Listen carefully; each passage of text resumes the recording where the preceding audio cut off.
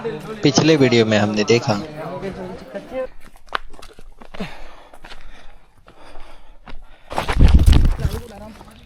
हरे कृष्णा। अहोबिलम यात्रा की दूसरे दिन की दूसरे भाग में आपका स्वागत है। हम पहुंच गए हैं पावना मंदिर और यहाँ पे हमने अटेंड किया एक सत्संग session. What Mahaprabhu has given, nobody has given so far. He is tasting this nectar of love of God and is distributing it. So why we should waste this opportunity? If we have achieved it really after many births, maybe पता नहीं कब कितने जन्मों के बाद मिला है. So if we will not understand the value of what we have received, we may miss it. And the worst thing will be, sometimes people don't even understand what they have lost. How many parts can give us pain? Every millimeter. कोई आज तक बोला मेरा kidney मुझे आज बहुत खुशी दे रहा है, you know? Our body is designed to give us pain. Whatever small little bliss is available, that is available in all the species of life. Even a hawk thinks that his food is better than our butter halwa. Butter halwa देंगे. Prabhupada would always give a graphic example of pig, hawk. अभी नहीं दूंगा मैं यहाँ पे. So ये सर्वत्र लभ्यते, अरे सब जगह मिलता है. We don't endeavor for pain, it comes. Happiness will also come, he says. So therefore, please don't endeavor. So किसके लिए endeavor करना है फिर? तत्प्रयासो न कर्तव्यो यथा आयुर्वयः परम्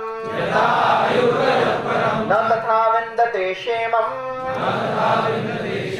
मुकुन्द चरणाम्बुजम्.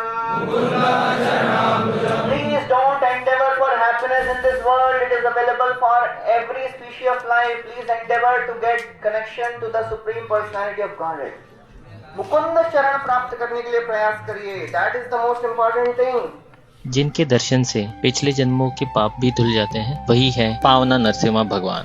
वाह, एंशिएंट मंदिर. पावना नरसिम्हा भगवान के दर्शन लेने के बाद में हम पहुंचे हैं अहोबिला नरसिम्हा भगवान के दर्शन लेने के लिए. पुराने मंदिरों को यहाँ पे बहुत अच्छी तरह से संरक्षित किया गया है ताकि आने वाले दशकों में भी भक्तों को नरसिंह भगवान का दर्शन प्राप्त हो.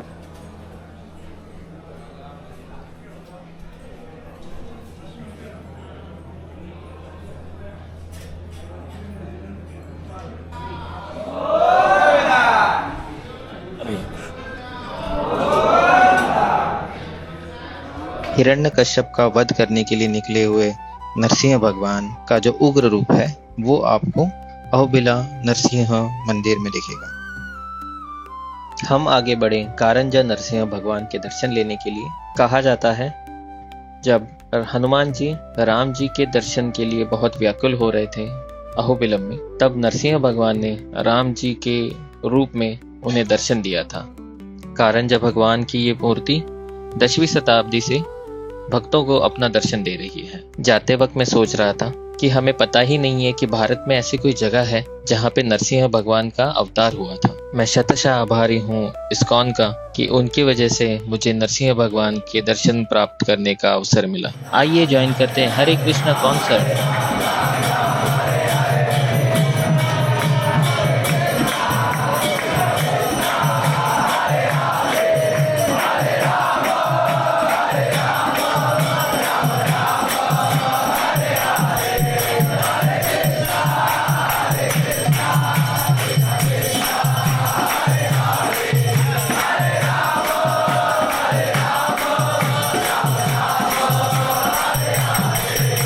केवल असलियत में दो ही चिंता है व्यक्ति को. ये दो के अलावा और कोई चिंता नहीं है.